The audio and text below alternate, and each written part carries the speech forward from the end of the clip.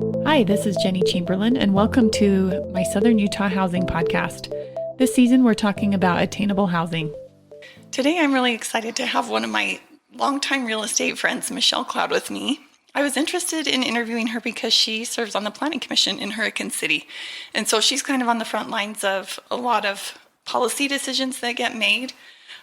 So Michelle, can you start out by introducing yourself and telling us a little bit about maybe what interested you to serve on the Planning Commission, and also tell us professionally a little bit about yourself. Okay, well, thanks for inviting me. I am excited to be here. I have been in real estate since 2015.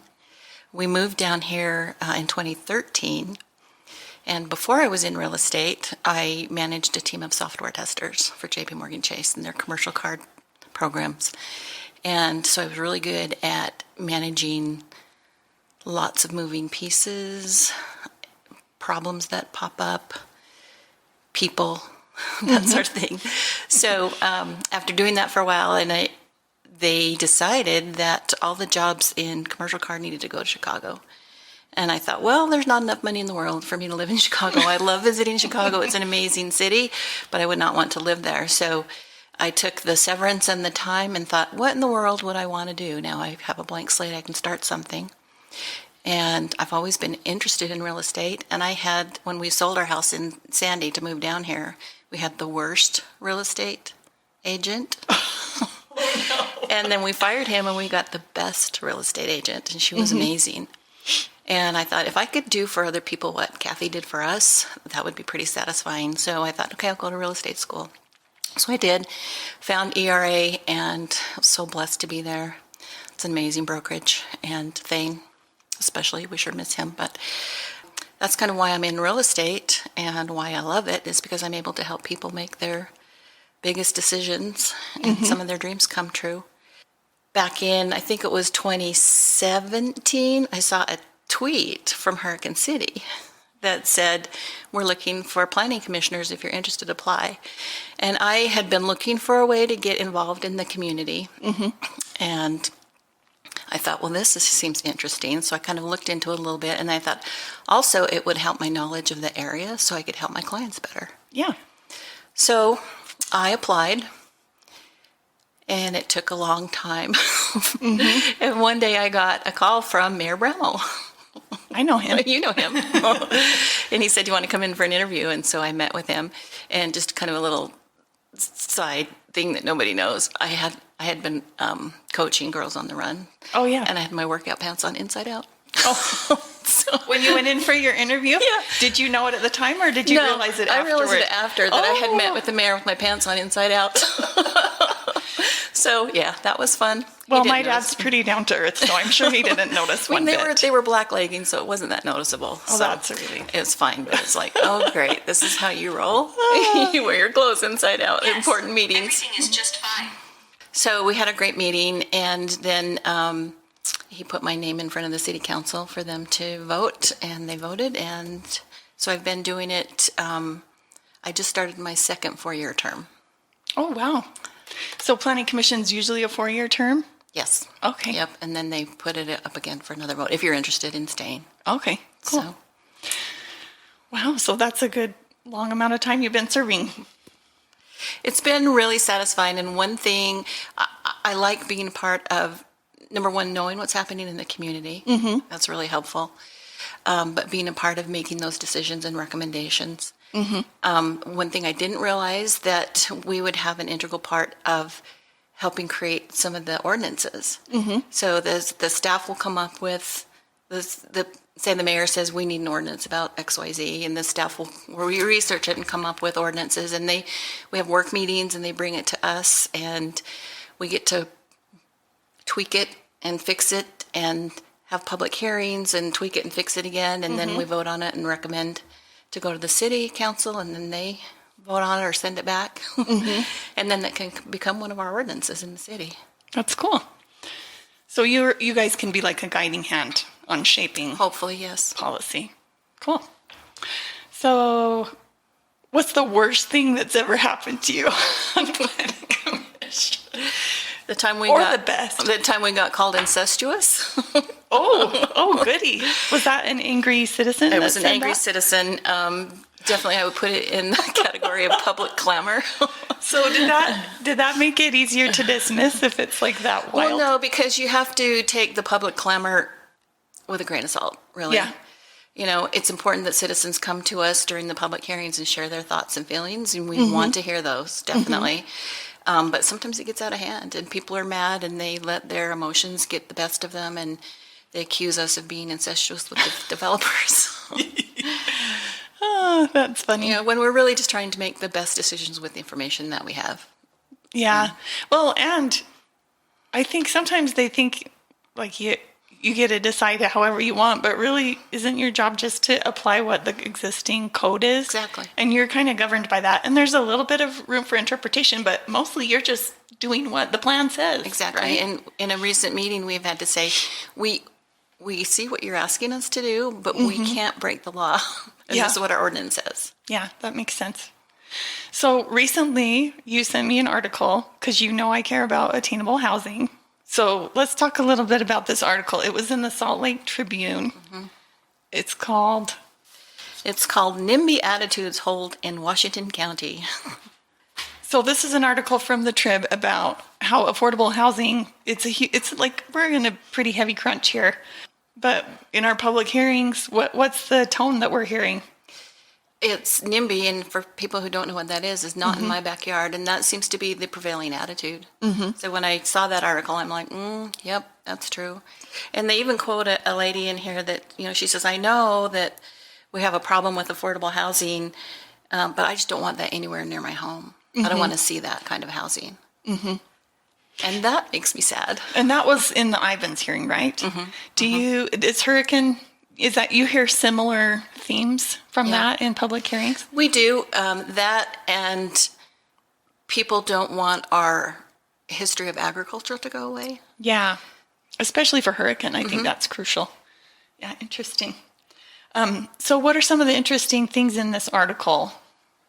What caught your interest in? Well, I mean, mostly, you know,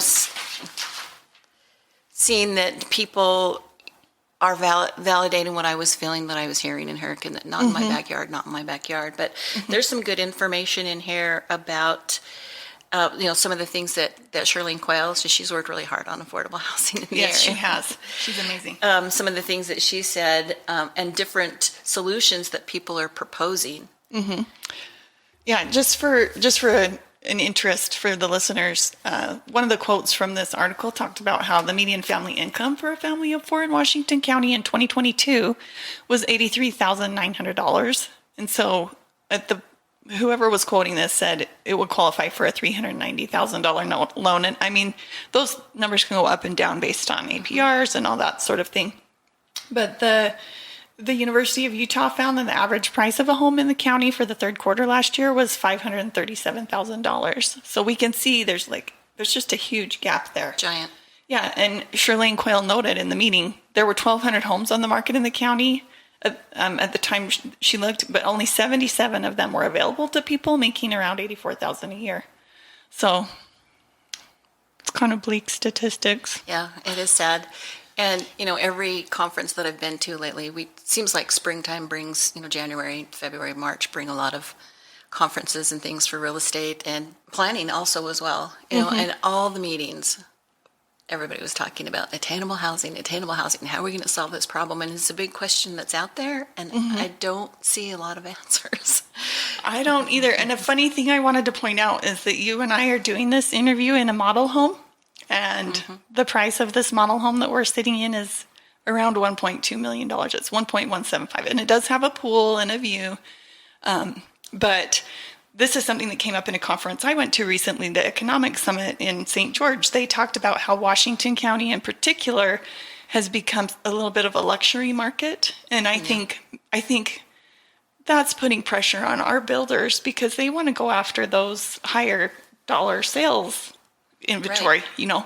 So when we look at, you know, slices of affordability of what homes are available, up over 900,000, we have a lot of homes available. You know, you can, if you have $900,000 to spend on a house, you can go and look and look and have plenty of options. You can have a view with a pool. You can have a half an acre with a RV garage and all your toys. And but if you just need a place to live because you want to work here, it's a lot bigger challenge. So it is. And at that other conference we were at, I don't remember what the name of it was. It had the panel of the county sheriff was there and people from that was the Housing Action Coalition one last fall. Yeah. And they all talked about how we're trying to bring employees here and they accept our job, but then they decline because they don't have housing. Yeah, I've heard that. To live. That's the case with the hospital, the sheriff, the university. I've heard that a couple times. My son-in-law works for Zion Forever Foundation, and they've run into that issue. Have they? Yeah. And one point that was brought up in the meeting in Ivins, I think it was Shirlene Quayle said that their veterans home, it's one of the highest rated veterans homes in the country, and they can't hire enough nurses, caretakers, and janitors and administrative staff to support the veterans who live there. I mean, there's other factors in this, but affordable housing is a big one. It's a big one. It really is. And in the Economic Summit, Governor Cox mentioned that our way out of this mess is to build our way out. Mm-hmm. And I know that makes a lot of people mad, but I think you might be onto something. Yeah. I mean, it's a supply and demand situation. Well, and it's also changing the paradigm of what you think attainable housing is. Mm-hmm. Or like entry-level housing, first-time home buyers. People have this vision in their mind of, I got married, I had my first baby, now I'm going to go buy a house. Mm-hmm. And they're thinking of a single-family home with a little bit of yard, and that's not what the reality is now. It's multifamily housing. That's what it is. Yeah, and twin homes and things that look a little different from what we're used to seeing here because we're used to having plenty of space. So, yeah. So Neil Walter was also at that meeting, and he brought up a couple of things that the legislator's trying to do. He said they've approved more than $200 million to help with housing. Part of it is a $50 million earmark that's set aside for new home buyers so they can get like a $20,000 little loan to help with their down payment.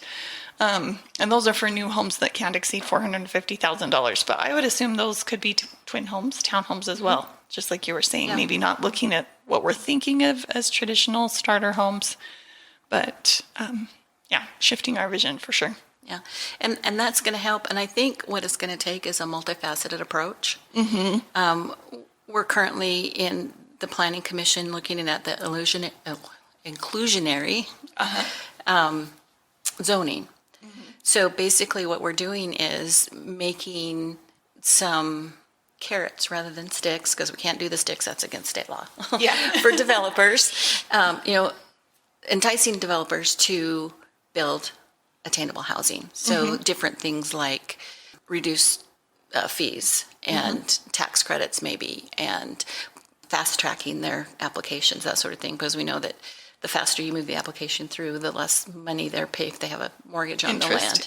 On the interest, that sort of thing. So, and we did have some planning commissioners that are like, well, no, why is the government stepping in? Why are we helping these developers? Why should we help them? It should be market. Let the market help. And I thought, well, the market got us here in the first place. And it's going to take more. We're not forcing them. We're giving them an option. Let's put these out here and see if the developers will use them or not. Yeah. Well, and this is what's interesting to me, because I hear that. I hear people say, well, the market.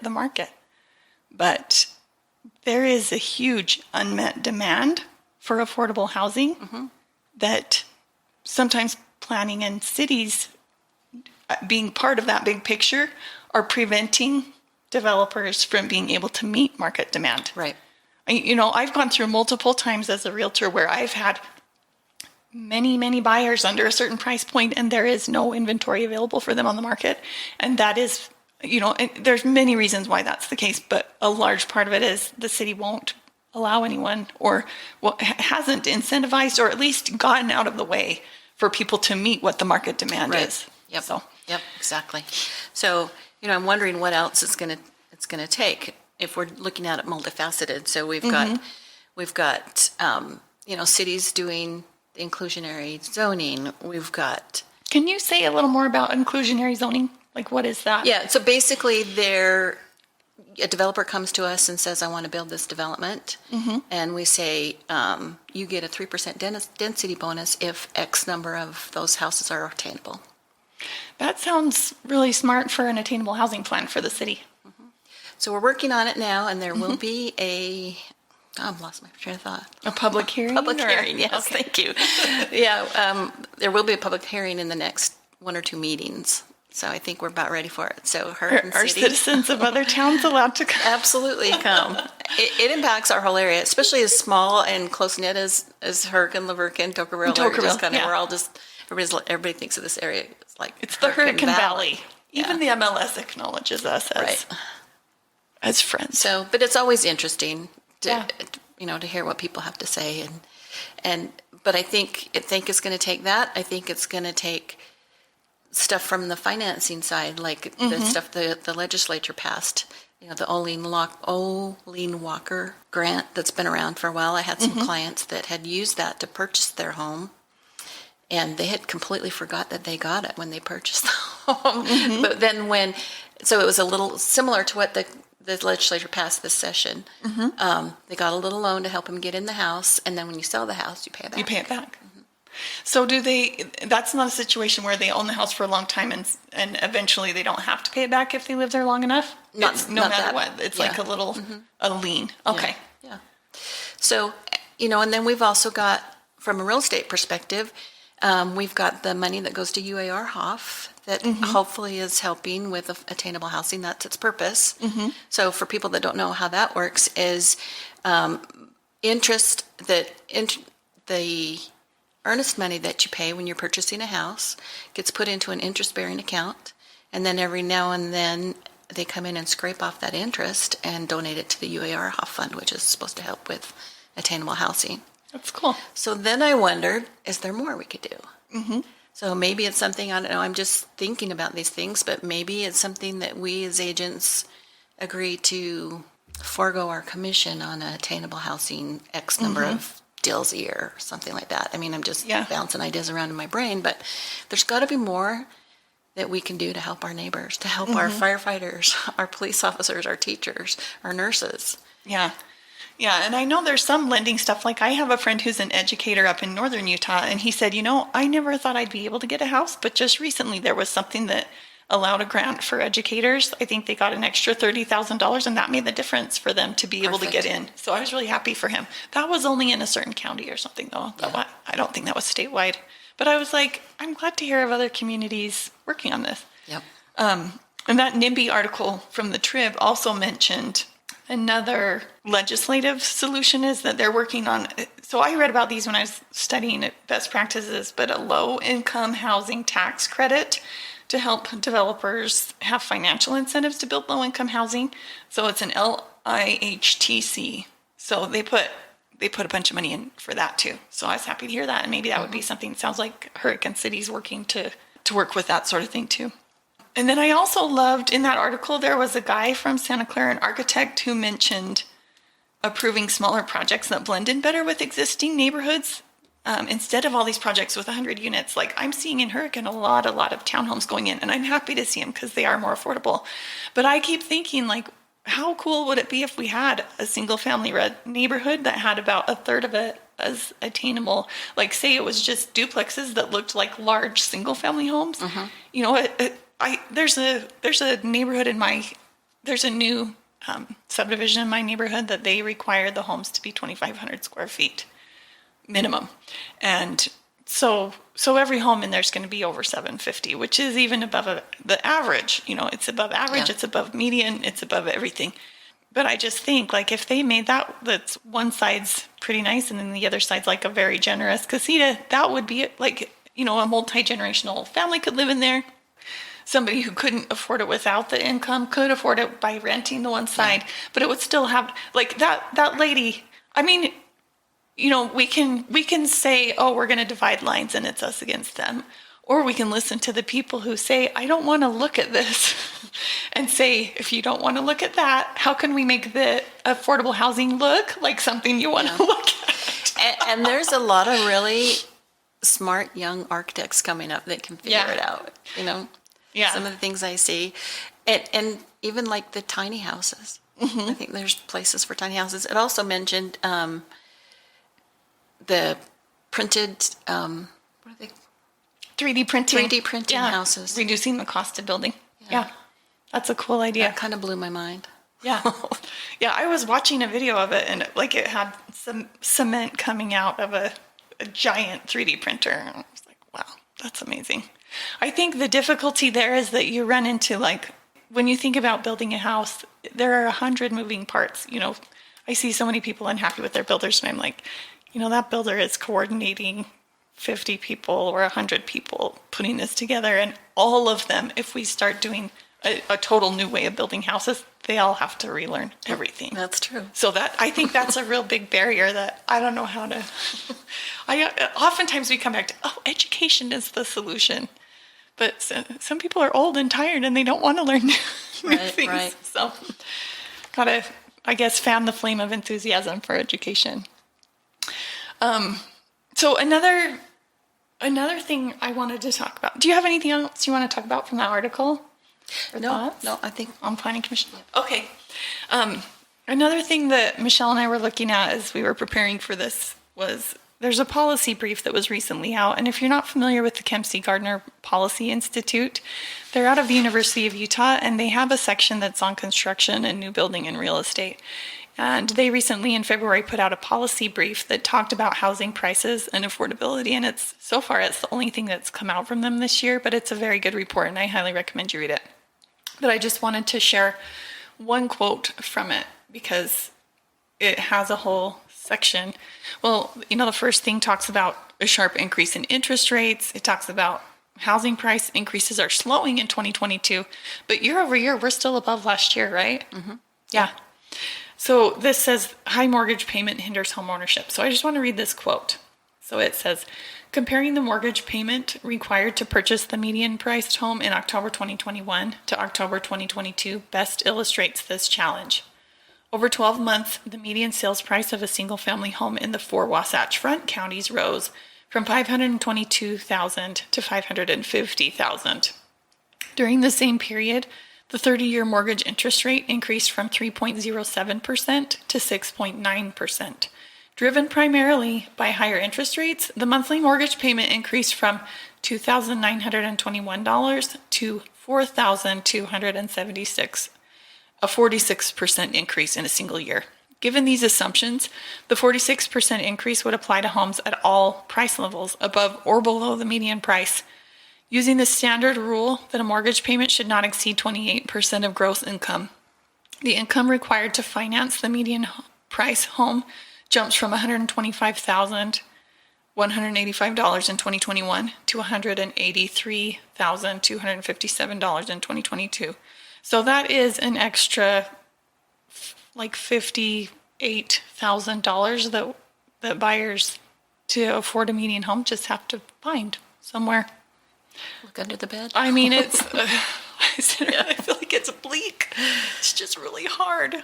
But I feel like that was very illustrative of the problem that we're facing. My sister's a lender, and she was telling me the last loan she closed in, I think 2021, was under 3%. And the last one she closed in 2022 was, I think it was 6.5%. More than double. Yeah. It's a 5% increase in a year. It's just pretty wild. So, did you have any thoughts on the affordability thing? I feel like we need to look for some good news. I know. Well, not really any thoughts other than, I mean, that Kempsey Gardner is a jewel to have, and they have such good information. So I'm really feel happy that we have that we can lean on, and it does seem bleak, but I think we've got a lot of good people working on it. I think people are trying to look at it from different perspectives. If we could try and keep an open mind. One of the things that I was thinking that didn't really apply or pertain to that article, but a lot of people think that having multifamily housing next to your housing reduces your value of your home. And there have been several studies that have shown that it really doesn't. So that's probably one of the biggest things people say. If you build multifamily next to my house, my values are going to tank, but they don't. They don't. I mean, look at it from a real estate perspective. When you're doing a market analysis for a home, you're not going to compare that home to its neighbor that's not like it. You're going to compare like for like. That's right. So you're looking for a single family, 1,800 square foot, 3-bedroom, 2-bath home within a mile to compare that to, not its next door neighbor. Happens to be a multifamily. Right. And an apartment has nothing, like, that's totally non-comparable. Yeah, So if you're exactly. pulling values, we don't even look at that. That's a good point. But I've read that. It was Kempsey Gardner that has they're one of the ones that did that study. And I think it makes sense, you know. You want to live by people that you like, and some of them might live in an apartment. And it just draws more people into the area. Yeah. I remember my dad saying that, like, it's kind of an economic principle, because when Walmart wanted to come to Hurricane Ace Hardware, the guy was not happy. You know, he's like, I can't believe you're going to let them come in here. We already, you know, this is really going to hurt our business. And he said, this is my dad, I'm quoting my dad, so don't hold me accountable for this. But he said that when the Walmart did come, tons of people would come to the Walmart and then they would go finish their shopping at Ace Hardware, and their business actually did even better. So yeah. And I think it's a lot the same with, you get a lot of dense housing, you know, it brings the community to the area that more people want to live there, and it doesn't hurt the values as much as people might worry it would. Right. So imagine a community that's got all different types of housing. One of the things that our old planning commissioner was amazing. I mean, her brain was, she was so great. So when we lost her, our planning director, when we lost her, I thought, what in the world are we going to do? And then they brought in Stephen, and he's been amazing. He's so smart. He's got such great information. He works so hard for our city. And, you know, he has helped me understand the importance of having a community with lots of different types of housing. So you've got all different kinds of people living in all different types of housing. You've got services right there. It's walkable. It's got paths.